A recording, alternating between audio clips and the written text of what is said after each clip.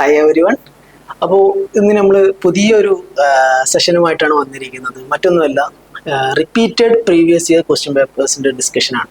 അതായത് നമ്മൾ ഓരോ ക്വസ്റ്റ്യൻ പേപ്പർ എടുത്ത് നോക്കുമ്പോഴും അതിൽ ഏകദേശം ഒരു എനിക്ക് തോന്നുന്നു ഒരു അറൗണ്ട് ഒരു 40-50% ക്വസ്റ്റ്യൻസ് റിപ്പീറ്റഡ്ലി ചോദിക്കുന്ന ക്വസ്റ്റ്യൻസ് ആണ്. അതായത് ആർക്കും പോയിട്ട് എഴുതാൻ പറ്റാവുന്ന രീതിയിലുള്ള ക്വസ്റ്റ്യൻസ്, ആൻസർ ചെയ്യാൻ പറ്റുന്ന തരത്തിലുള്ള ക്വസ്റ്റ്യൻസ് ആണ് മിക്കവാറും ചോദിച്ച് കാണാറുള്ളത്. അപ്പോൾ അത്തരത്തിലുള്ള ഓരോ ക്വസ്റ്റ്യൻ പേപ്പറിൽ നിന്നുള്ള അത്തരത്തിലുള്ള ഓരോ session wise pathology, microbiology, biochemistry അങ്ങനെ ഓരോ സബ്ജക്റ്റിൽ നിന്നുള്ള സെലക്റ്റഡ് ആയിട്ടുള്ള ക്വസ്റ്റ്യൻസുകൾ വെച്ചിട്ടുള്ള ഒരു സെഷനാണ്. നമ്മൾ ഓരോ സെഷനിലും 5 ക്വസ്റ്റ്യൻസ് വീതമാണ് ഡിസ്കസ് ചെയ്യുന്നത്. അതായത് എനിക്ക് തോന്നുന്നു ഏകദേശം ഒരു പെത്തോളജിയിലാണെങ്കിലും ഒരു 15 ക്വസ്റ്റ്യൻസോളം റിപ്പീറ്റഡ് ആയിട്ട് വരുന്നുണ്ട് ചില ക്വസ്റ്റ്യൻ പേപ്പറുകളിൽ. ചില ക്വസ്റ്റ്യൻ പേപ്പറിലാണെങ്കിലും ഒരു 5-10 ക്വസ്റ്റ്യൻസ് ഒക്കെ ഓരോ സെഷനിലും വരുന്നുണ്ട്. അപ്പോൾ ഏകദേശം ഒരു 50 ക്വസ്റ്റ്യൻസ് അല്ലെങ്കിൽ ഒരു 40-50 ക്വസ്റ്റ്യൻസ് മിക്കവാറും റിപ്പീറ്റഡ് ക്വസ്റ്റ്യൻസ് ഡയറക്ട്ലിയോ അല്ലെങ്കിൽ ഇൻഡയറക്ട്ലി, അതായത് ഏകദേശം സിമിലർ ആയിട്ടുള്ള ക്വസ്റ്റ്യൻസ് ഒക്കെയാണ് ചോദിക്കുന്നത്. ഓക്കെ, അപ്പോൾ ആ ഒരു സെഷൻസ് നോക്കിക്കഴിഞ്ഞാൽ തന്നെ നിങ്ങൾക്ക് അത് സ്കോർ ചെയ്യാൻ പറ്റും. അപ്പോൾ വളരെ യൂസ്ഫുൾ ആയിട്ടുള്ള ഒരു സെഷൻ തന്നെയാണ് ഇത്. കാരണം നിങ്ങൾക്ക് ഇപ്പോൾ ഇന്ന് പറയുന്ന 5 ക്വസ്റ്റ്യൻസ്, അതുപോലെ തന്നെ ഓരോ വീഡിയോസിനും പറയുന്ന ഓരോരോ 5 ക്വസ്റ്റ്യൻസുകൾ നിങ്ങൾ ആ ഒരു ക്വസ്റ്റ്യൻസ് പഠിച്ച് പോവുകയാണെങ്കിൽ പോലും, അല്ലെങ്കിൽ അതുമായി റിലേറ്റഡ് ആയിട്ടുള്ള കുറച്ച് കാര്യങ്ങൾ ആ ഒരു സെഷൻ കുറച്ച് ഡീപ്പായിട്ട് നോക്കി പോവുകയാണെങ്കിൽ പോലും നിങ്ങൾക്ക് ആ ഒരു ക്വസ്റ്റ്യൻസുകൾ, അത്തരത്തിൽ വരുന്ന ക്വസ്റ്റ്യൻസുകൾ വളരെ ഈസി ആയിട്ട് നിങ്ങൾക്ക് ആൻസർ ചെയ്യാൻ പറ്റും. അപ്പോൾ അതുകൊണ്ട് വളരെ യൂസ്ഫുൾ ആയിട്ട് ഉള്ള ഒരു സെഷൻ തന്നെയാണ് നമ്മൾ ഇന്ന് മുതൽ ഡീൽ ചെയ്യുന്നത്. അപ്പോൾ ഇത്തരത്തിലുള്ള കുറച്ച് വീഡിയോസ് നമ്മളൊരു സീരീസ് പോലെ നമ്മൾ യൂട്യൂബിൽ അപ്ലോഡ് ചെയ്യുന്നതാണ്. അപ്പോൾ ഇതുവരെ യൂട്യൂബ് സബ്സ്ക്രൈബ് ചെയ്യാത്ത ആളുകൾ സബ്സ്ക്രൈബ് ചെയ്യുക. എന്താണ് അപ് ടു ഡേറ്റ് ആയിട്ട് കാര്യങ്ങൾ നോക്കുക. നമ്മൾ ഇടയ്ക്കിടയ്ക്ക് ഇതുപോലുള്ള വീഡിയോസ് അപ്ഡേറ്റ് ചെയ്യുന്നതാണ്. അപ്പോൾ അതുകൊണ്ട് നമ്മൾ ഡയറക്റ്റ്ലി നമ്മുടെ സെഷനിലേക്ക് പോവുകയാണ്. ഓക്കെ, മനസ്സിലായില്ലേ? അപ്പോൾ ഫസ്റ്റ് വൺ എന്ന് പറയുന്നത് നമ്മൾ 258/223 അല്ലെങ്കിൽ 678/2023 റീസെന്റ് നടന്ന ബ്ലഡ് ബാങ്ക് എക്സാമിനേഷന്, ബ്ലഡ് ബാങ്ക് ടെക്നീഷ്യൻ എക്സാമിനേഷൻ ചോദിച്ചിട്ടുള്ള പ്രീവിയസ് ഇയർ ക്വസ്റ്റ്യൻ പേപ്പറിന്റെ മൈക്രോബയോളജി സെഷനാണ് നമ്മളിന്ന് ഡിസ്കസ് ചെയ്യുന്നത്. ഓക്കെ, അപ്പോൾ മൈക്രോബയോളജിയിൽ നിന്ന് വരുന്ന റിപ്പീറ്റഡ്ലി ചോദിച്ചിട്ടുള്ള ഒരു 5 ക്വസ്റ്റ്യൻസ് ആണ് ഈ ഒരു വീഡിയോയിൽ പറയുന്നത്. അങ്ങനെ ഓരോ ക്വസ്റ്റ്യൻ പേപ്പറിലുള്ള ഓരോ മൈക്രോബയോളജിയുടെയും പാത്തോളജിയുടെ ഒക്കെ ഓരോരോ ക്വസ്റ്റ്യൻസുകൾ നമ്മൾ ഡിസ്കസ് ചെയ്യുന്നത്. അപ്പോൾ ഇന്ന് അതിന്റെ ഫസ്റ്റ് ഭാഗമായിട്ട് ഒരു 5 ക്വസ്റ്റ്യൻസ് ആണ് നമ്മൾ മൈക്രോബയോളജി എന്നുള്ള 5 ക്വസ്റ്റ്യൻസ് ആണ് ഡിസ്കസ് ചെയ്യുന്നത്. അപ്പോൾ അതിന്റെ കാര്യങ്ങളും അതുപോലെ തന്നെ അതിന്റെ റാഷണൽ എങ്ങനെ അത് വന്നു അല്ലെങ്കിൽ അതുമായി റിലേറ്റഡ് ആയിട്ടുള്ള കാര്യങ്ങളൊക്കെ നമ്മൾ ഈ ഒരു സെഷനിൽ ഡിസ്കസ് ചെയ്യുന്നുണ്ട്. ഓക്കെ, അപ്പോൾ ഫസ്റ്റ് ക്വസ്റ്റ്യനിലേക്ക് പോകാം. Which of the following is A transport media? Transport media ഏതാണെന്ന് ചോദിച്ചിട്ടുള്ളത്. വളരെ ഇമ്പോർട്ടൻ്റ് ആയിട്ടുള്ള ഒന്നാണ് ട്രാൻസ്പോർട്ട് മീഡിയ എന്ന് പറയുന്നത്.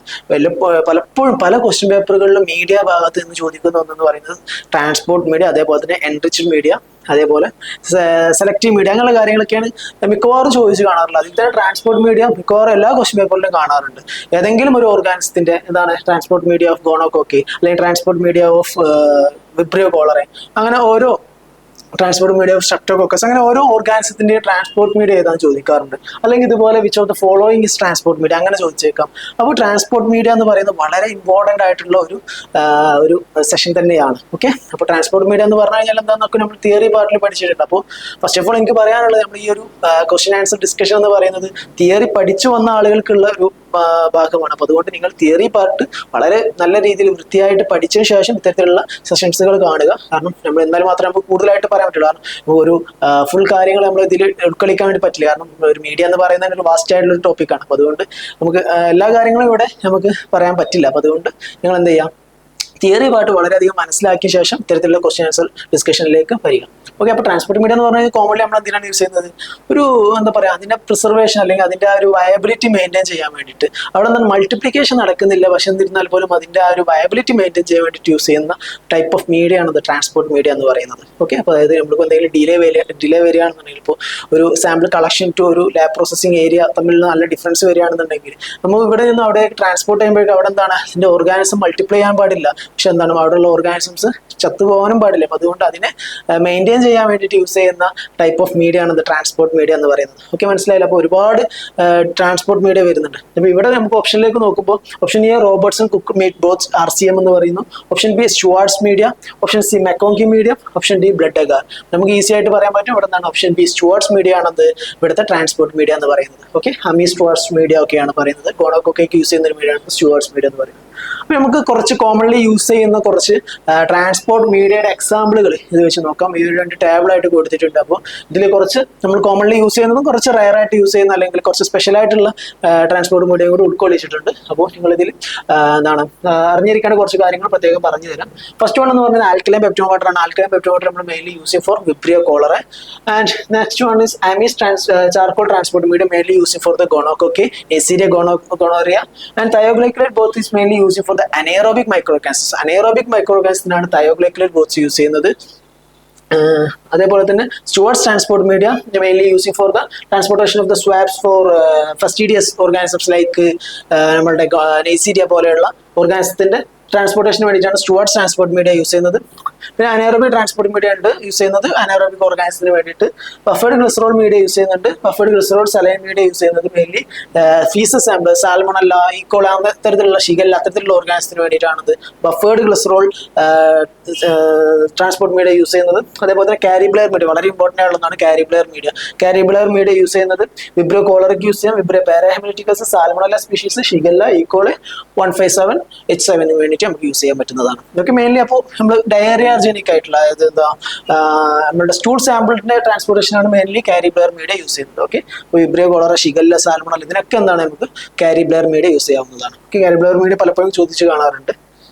നെക്സ്റ്റ് വൺ എന്ന് പറയുന്നത് Venkatarama Ramakrishnan media, VR media is using for Vibrio കോളർക്ക് യൂസ് ചെയ്യുന്നതാണത് വിആർ മീഡിയ എന്ന് പറയുന്നത്. അതേപോലെ തന്നെ ഓട്ടോക്ലേവ്ഡ് സീ വാട്ടർ, നമ്മുടെ സാധാ കടൽ വെള്ളം ഉണ്ടല്ലോ അതിനെ സ്റ്റെറിലൈസ് ചെയ്തിട്ട് ഓട്ടോക്ലേവ് ചെയ്തെടുത്തിട്ട് അതിനെ നമുക്ക് ട്രാൻസ്പോർട്ട് മീഡിയ ആയിട്ട് യൂസ് ചെയ്യാൻ പറ്റും ഫോർ വിബ്രിയോ കോളർ എന്ന് പറയുന്നത്. കാരണം എന്താണ് അവിടെ സലൈൻ കണ്ടന്റ് കൂടുതലാണ്. വിബ്രിയോ എന്ന് പറയുന്നത് കുറച്ചും കൂടി സലൈൻ ടോളറന്റ് ആയിട്ടുള്ള ഓർഗാനിസം, അതുകൊണ്ട് നമുക്ക് അവിടെ അതിനെ നമുക്ക് ട്രാൻസ്പോർട്ട് ചെയ്യിപ്പിക്കാവുന്നതാണ്. ഓക്കെ, അപ്പോൾ ട്രാൻസ്പോർട്ട് മീഡിയ ആയിട്ട് യൂസ് ചെയ്യാൻ പറ്റുന്നതാണ് ഓട്ടോക്ലേവ്ഡ് സീ വാട്ടർ എന്ന് പറയുന്നത്. ഓക്കെ, അപ്പോൾ ഇത്രയും കാര്യങ്ങളാണ് എന്തൊക്കെയാണ് ഒരിക്കൽ കൂടി നോക്കാം. Alkaline peptone water for Vibrio cholera, Amies charcoal transport media for Neisseria gonorrhoeae, thioglycolate both for aerobic and anaerobic microorganisms, Stewart transport media for fastidious organisms of swab, and anaerobic transport media for anaerobic organisms, buffered glycerol saline media for Shigella salmonella like organisms, Caribler media for Vibrio, Shigella salmonella, E. coli 157H7, and Venkataramakrishna media and autoclave seawater using for Vibrio cholerae. Okay, ഇതൊക്കെ നമ്മൾ commonly use ചെയ്യുന്ന transport medias ആണ്.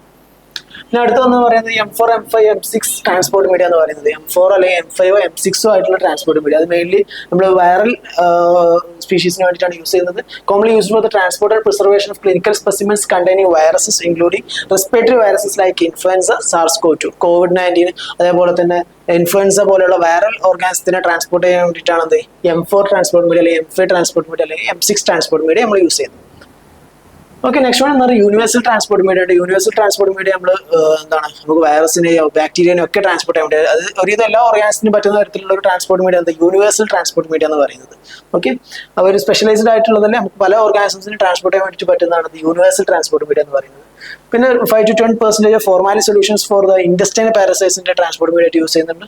Mycoplasma transport media for Mycoplasma species, Chlamydia transport media for Chlamydia trachomatis, and Regan Lowe transport media for Bordetella pertussis. നമുക്ക് Regan Lowe media കേട്ടിട്ടില്ലേ, Bordetella pertussis use ചെയ്യുന്ന selective media. Okay, അപ്പോൾ Regan Lowe transport media use for Bordetella pertussis and Pike's transport media use for Streptococcus species.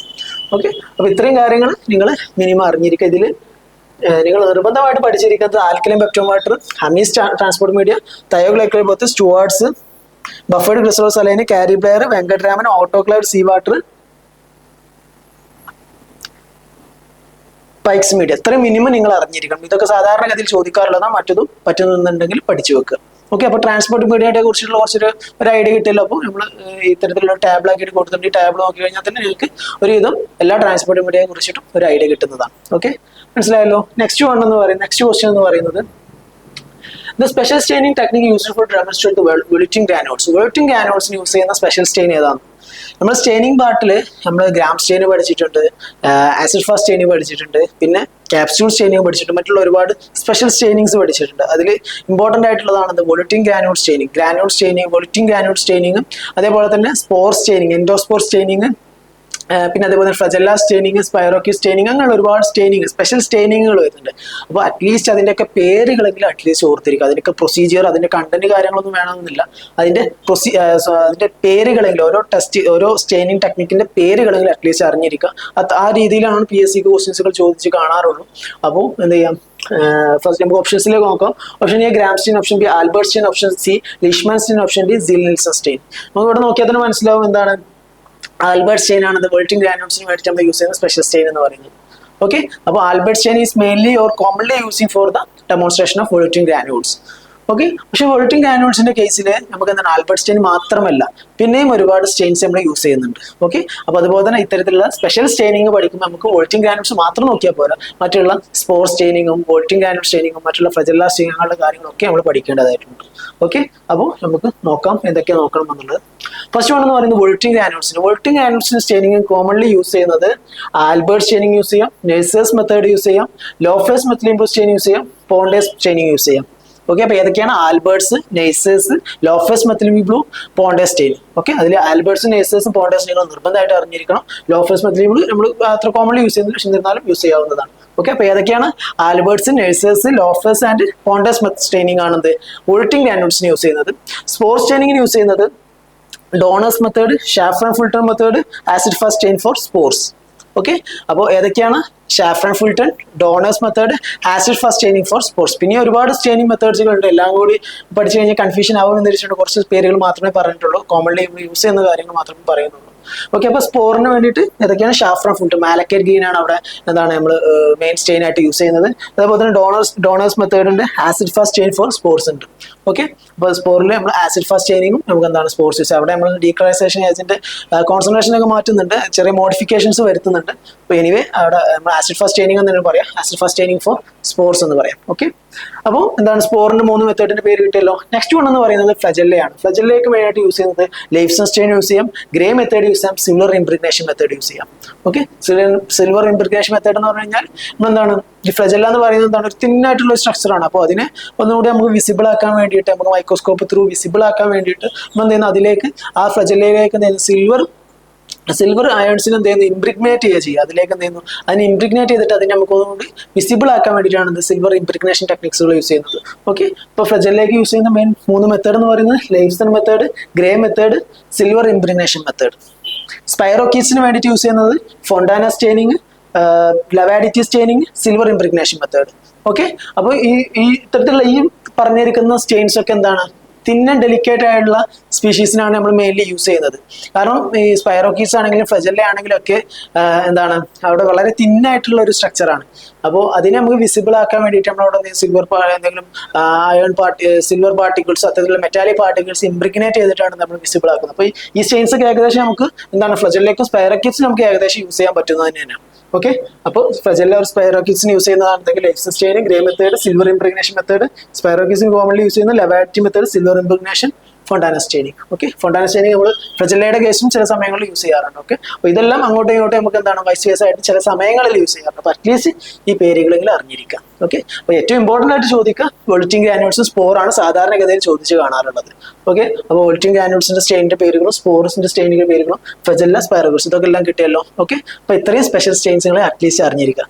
Okay, ഇതിന് പുറമെ നമുക്ക് capsule staining, negative സ്റ്റെയിനിങ്ങും മറ്റു positive staining ഒക്കെ ഉണ്ട് ക്യാപ്സ്യൂൾ സ്റ്റെയിനിങ്ങിൽ തന്നെ. അപ്പോൾ അത്തരത്തിലുള്ള കാര്യങ്ങളൊക്കെ നിങ്ങൾ ഇതോടുകൂടെ തന്നെ നോക്കി വെക്കുക. ഓക്കെ, നെക്സ്റ്റ് ക്വസ്റ്റ്യൻ എന്ന് പറയുന്നത് large or giant intestinal fluke.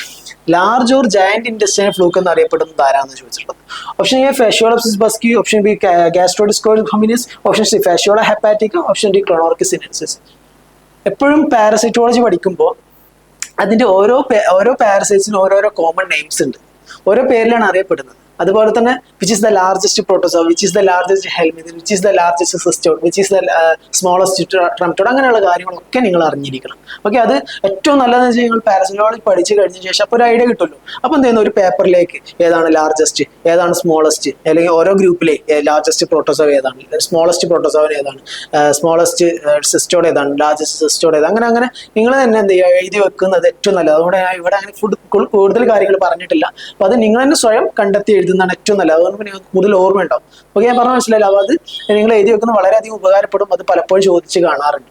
Okay, അപ്പോൾ അത് കൺഫ്യൂഷൻസ് വരരുത്. അപ്പോൾ അത് നിങ്ങൾ തന്നെ എഴുതി പഠിക്കുകയാണെന്നുണ്ടെങ്കിൽ നിങ്ങൾക്ക് വളരെ എന്താണ് പറയുക, നിങ്ങൾക്കത് ഓർമ്മ കിട്ടും. പെട്ടെന്ന് എക്സാം എഴുതുന്ന സമയത്ത് അത് പെട്ടെന്ന് മെമ്മറിയിലേക്ക് വരാൻ ഒരു എളുപ്പമുള്ള കാര്യമാണ്. അപ്പോൾ അതുകൊണ്ട് അത് നിങ്ങൾ തന്നെ എഴുതി വെക്കുക. ലാർജസ്റ്റ് ഏതാണ്, സ്മോളസ്റ്റ് ഏതാണ് അങ്ങനെയുള്ള കാര്യങ്ങൾ. ഓക്കെ, അതുപോലെ തന്നെ ഓരോ പാരസൈറ്റ്സിന് എന്താണ് ഓരോ പേരുകളുണ്ട്, ഓരോ കോമൺ നെയിംസ് ഉണ്ട്.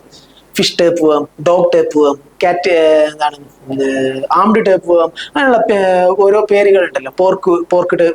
പോർക്ക് നമ്മളെ സോളിയത്തിന് പറയുന്നത് പോർക്ക് വേം, അങ്ങനെ ഓരോ പേരുകളുണ്ടല്ലോ. അതിനെല്ലാം എന്താണ് ഓരോ പാരസൈറ്റ്സും അതിന്റെ കോമൺ നെയിംസും ഒരു ടാബിളായിട്ട് തന്നെ നിങ്ങൾ എഴുതി പഠിക്കണം. ഓക്കെ, കുറച്ചെണ്ണം മാത്രമേ ഇവിടെ പറയുന്നുള്ളൂ. ഓക്കെ, അപ്പൊ ഇവിടെ എന്താണ്, ഇവിടെ നമുക്ക് ഓപ്ഷൻസ് നോക്കുമ്പോൾ മനസ്സിലാക്കാൻ ലാർജ് ജയന്റ് ഇൻഡസ്ട്രിയൽ ഫ്ലൂക്ക് എന്ന് പറയുന്നത് നമ്മൾ ഓൾറെഡി നമ്മുടെ പാരസൈറ്റോളജിയിൽ പഠിപ്പിച്ചിട്ടുള്ള കാര്യമാണ്. Fasciolopsis buski is the giant industrial fluke. Largest industrial fluke എന്ന് പറയുന്നത് ഫാഷിയോളസിസ് ബസ്കി ആണ്. ഓക്കെ, ഫാഷിയോല ഹെപ്പാറ്റിക്ക എന്ന് പറയുന്നത് ലിവർ ഫ്ലൂക്ക് ആണ്. ഓക്കെ,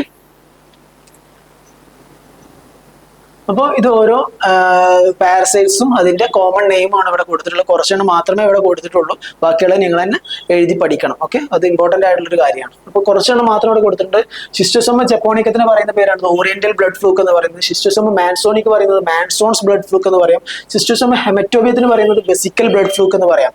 ഓക്കെ, ഈ ലിവർ ഫ്ലൂക്കിലേക്ക് വരികയാണെന്നുണ്ടെങ്കിൽ Fasciola hepatica is known as sheep liver fluke, Clonorchis felineus known as Chinese liver fluke or oriental liver fluke, Opisthorchis felineus known as cat liver fluke, intestinal flukes known as fasciolosis busci known as giant intestinal fluke, Echinostoma locatum is known as Garrison fluke. ബാക്കിയുള്ള അത്ര വലിയ importance ഇല്ല.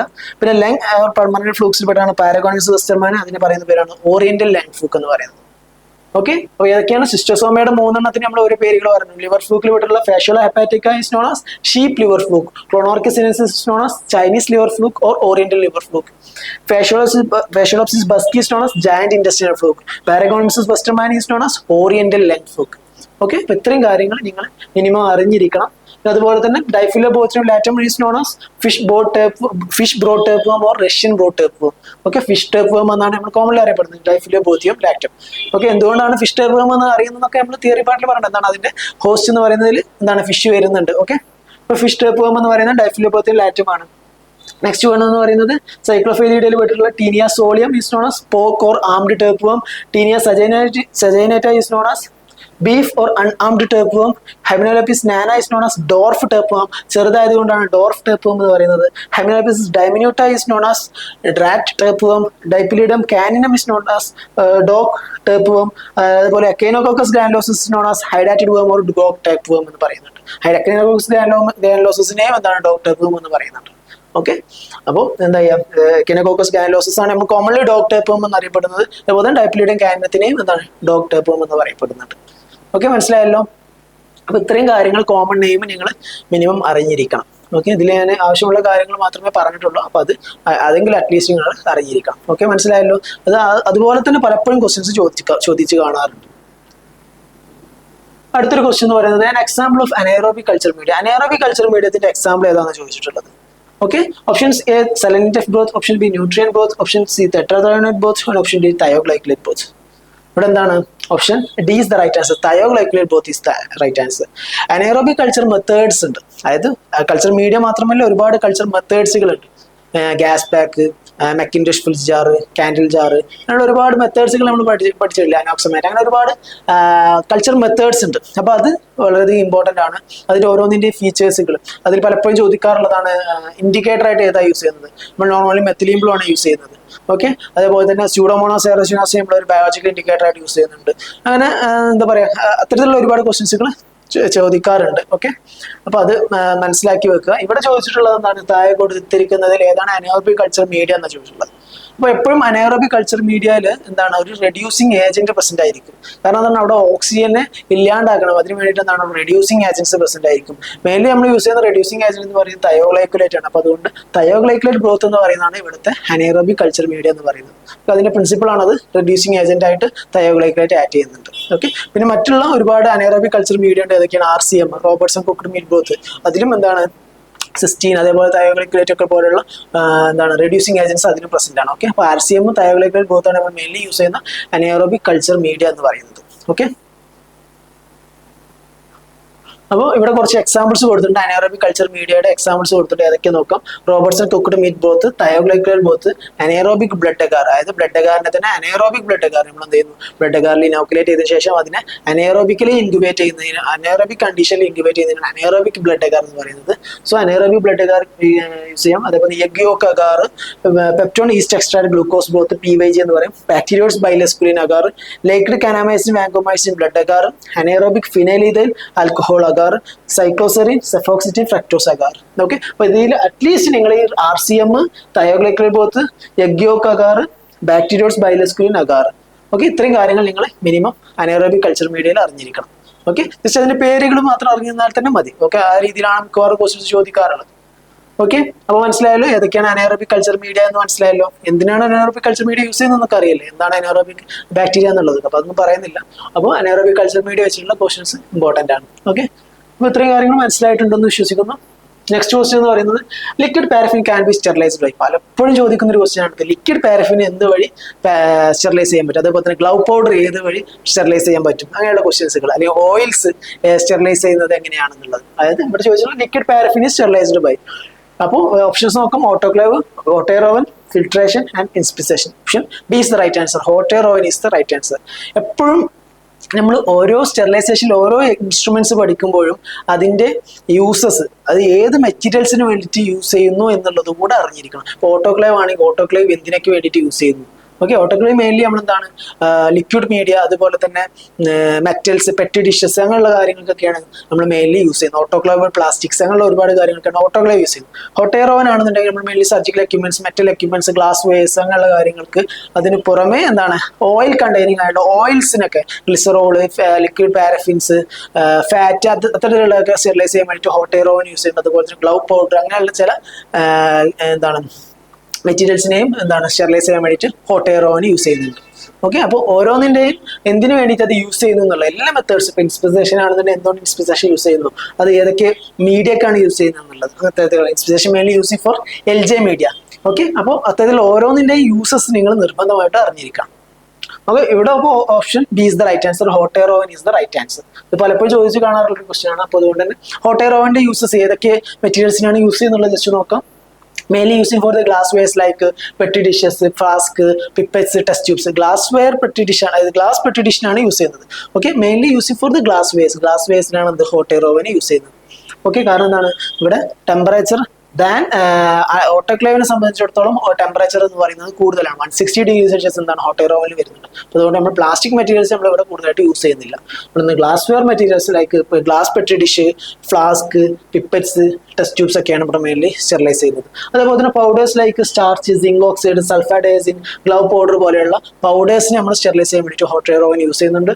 And materials that's contain oils containing ആയിട്ടുള്ള materials like liquid paraffin, fat, glycerol, അത്തരത്തിലുള്ള മെറ്റീരിയൽസിനെ നമ്മൾ sterilise ചെയ്യാൻ വേണ്ടിയിട്ട് യൂസ് ചെയ്യുന്നുണ്ട്. Then metal equipments like scalpels, scissors, blades, അതുപോലെയുള്ള മെറ്റൽ എക്യുപ്മെന്റ്സ്, സർജിക്കൽ എക്യുപ്മെന്റ്സിനൊക്കെ സ്റ്റെറിലൈസ് ചെയ്യാനും ഹോട്ട് എയർ ഓവൻ യൂസ് ചെയ്യുന്നുണ്ട്. ഓക്കെ, അപ്പോൾ ഹോട്ട് എയർ ഓവന്റെ യൂസസ് മനസ്സിലായല്ലോ. നെക്സ്റ്റ് ആണെന്ന് പറഞ്ഞാൽ ഓട്ടോക്ലേവിന്റെ യൂസസ്. ഓട്ടോക്ലേവിന് എന്തിനൊക്കെ വേണ്ടിയിട്ട് യൂസ് ചെയ്യുന്നുള്ളത്, surgical instruments, culture media, autoclavable plastic containers, plastic tubes, pipette tips ചോദിക്കാറുണ്ട്. പിപ്പറ്റിന്റെ ടിപ്പ് ഏത് വഴിയാണ് സ്റ്റെറിലൈസ് ചെയ്യുന്നത്. ഓട്ടോക്ലേവ് ആണ് മെയിൻലി യൂസ് ചെയ്യുന്നത്. Solutions and water, biohazard waste, glasswares. Okay, ഇത്രയും കാര്യങ്ങൾക്ക് എന്താണ് ഓട്ടോക്ലേവ് നമുക്ക് യൂസ് ചെയ്യാവുന്നതാണ്. ഓക്കെ, അതുപോലെ തന്നെ സ്റ്റെറിലൈസേഷൻ പറയുമ്പോൾ അതിൽ ഓരോന്നിനും classifications, dry heat sterilisation, moist heat sterilisation, above 100°C moist heat sterilisation, അങ്ങനെയുള്ള ഓരോ ക്ലാസിഫിക്കേഷൻ വൈസിൽ തന്നെ കാര്യങ്ങൾ പഠിച്ചു വെക്കുക. ഓക്കെ, ഇതിനൊക്കെ പേരുകളെങ്കിലും നിങ്ങൾ അറ്റ്ലീസ്റ്റ് അറിഞ്ഞിരിക്കണം. ഓക്കെ, അപ്പോൾ ഇത്രയും കാര്യങ്ങളാണ് ഈ ഒരു ഭാഗത്ത് നിന്ന് ചോദിക്കാനുള്ളത്. അപ്പോൾ നമ്മൾ ഏകദേശം ഒരു 5 ക്വസ്റ്റ്യൻസ് നമ്മൾ ഡിസ്കസ് ചെയ്തു. വളരെ എന്താ പറയുക, പെട്ടെന്ന് നമുക്ക് കാണുമ്പോൾ വളരെ ഈസി ആയിട്ട് തോന്നും. പക്ഷെ എന്നിരുന്നാൽ പോലും അതുമായിട്ടുള്ള കൂടുതൽ കാര്യങ്ങൾ നിങ്ങൾ പഠിച്ചു വെക്കുക. തീർച്ചയായിട്ടും നിങ്ങൾക്ക് ഇതുമായി സംബന്ധിച്ച് വരുന്ന ക്വസ്റ്റ്യൻസുകൾ വരികയാണെങ്കിൽ നിങ്ങൾക്ക് പെട്ടെന്ന് തന്നെ അത് സ്ട്രൈക്ക് ചെയ്യും, പെട്ടെന്ന് ആൻസർ ചെയ്യാൻ വേണ്ടി സാധിക്കും. ഓക്കെ, അപ്പോൾ ഇതൊക്കെ റിപ്പീറ്റഡ്ലി പലപ്പോഴും പല ക്വസ്റ്റ്യൻ പേപ്പർ നിങ്ങൾക്ക് തന്നെ നോക്കിയാൽ മനസ്സിലാവുന്നുണ്ട്. പല ക്വസ്റ്റ്യൻ പേപ്പറുകളിലായിട്ട് കാണുന്ന ക്വസ്റ്റ്യൻസ്. അപ്പോൾ നമ്മൾ ഏകദേശം ഒരുപാട് ക്വസ്റ്റ്യൻസ്, ഒരു 10-15 ക്വസ്റ്റ്യൻ പേപ്പറുകൾ അനലൈസ് ചെയ്തിട്ട് പറയുന്ന ഒരു കാര്യമാണ്. അപ്പോൾ റിപ്പീറ്റഡ് ക്വസ്റ്റ്യൻ പേപ്പേഴ്സുകളിൽ കാണുന്ന ഒരു കാര്യമാണ് നിങ്ങൾ അറ്റ്ലീസ്റ്റ് ഈ ഒരു കാര്യങ്ങൾ ഇപ്പോൾ ഈ പറഞ്ഞിട്ടുള്ള 5 ക്വസ്റ്റ്യൻസ് നിങ്ങൾ നോക്കി പോവുകയാണെങ്കിൽ പോലും നിങ്ങൾക്ക് ഒരു 5 മാർക്ക് അല്ലെങ്കിൽ ഒരു 3 മാർക്ക് നിങ്ങൾ ഷുവറായിട്ട് കിട്ടും. ഓക്കെ, അതെല്ലാം എന്നുണ്ടെങ്കിൽ അതുമായി റിലേറ്റഡ് ആയ കാര്യങ്ങളായിരിക്കും മിക്കവാറും ചോദിക്കുക. അപ്പോൾ അതുകൊണ്ട് നിങ്ങൾ ഈ ഒരു മുഴുവൻ ഭാഗങ്ങളും പഠിച്ചു പോവുകയാണെങ്കിൽ തന്നെ നിങ്ങൾക്ക് ഏകദേശം ഒരു 50% ക്വസ്റ്റ്യൻസുകൾ ടോട്ടൽ 100ൽ ഒരു 50 ക്വസ്റ്റ്യൻസുകൾ നിങ്ങൾക്ക് ഈ ഒരു repeated and previous question paper വഴി നിങ്ങൾക്ക് ആൻസർ ചെയ്യാൻ പറ്റും. ഓക്കെ, അപ്പോൾ പക്ഷേ ഇതിനൊക്കെ മുമ്പ് നിങ്ങൾ എന്താണ് തിയറി പാർട്ട് അറിഞ്ഞിരിക്കും, എന്നാലും മാത്രമാണ് പ്രോപ്പറായിട്ട് ആൻസർ ചെയ്യാൻ പറ്റുള്ളൂ. ഓക്കെ, അപ്പോൾ നമുക്ക് എല്ലാവർക്കും വളരെ ഈസി ആയിട്ട് തന്നെ ഈ വർഷത്തെ PSC നമുക്ക് ക്രാക്ക് ചെയ്യാം. അപ്പോൾ അതിന് വേണ്ടിയിട്ട് ഞങ്ങൾ കൂടെ നിൽക്കുക. ഞങ്ങൾ ഇനിയും ഇതുപോലെയുള്ള അടുത്ത വീഡിയോസുമായിട്ട് വരുന്നതാണ്. നമുക്ക് അടുത്ത മൈക്രോബയോളജി സെഷൻ അല്ലെങ്കിൽ മറ്റുള്ള ഏതെങ്കിലും സെഷനുമായിട്ട് നമുക്ക് വീണ്ടും വരാം. Okay, thank you.